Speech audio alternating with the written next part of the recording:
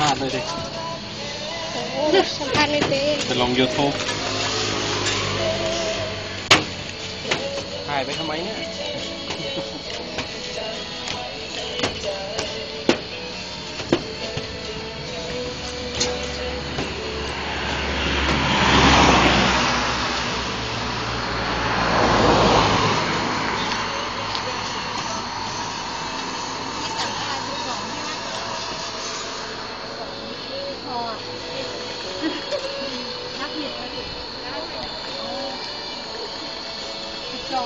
12ไม่ใช่ใส่ถุงนึง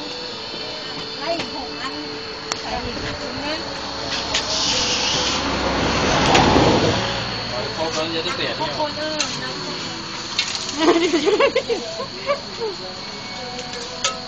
เปลือกเป็นไงบ้างครับดีไหมหมดแล้วแต่มันยังไม่เต็มที่หรอกแต่แค่เอา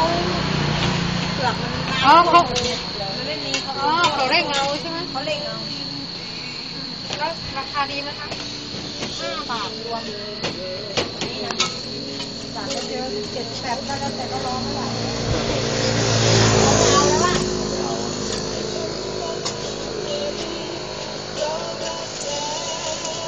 ราคาดีไม่เคยได้นะ78เนี่ย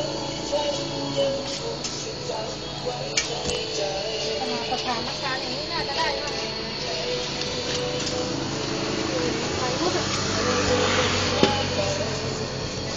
1 นาทีอาสา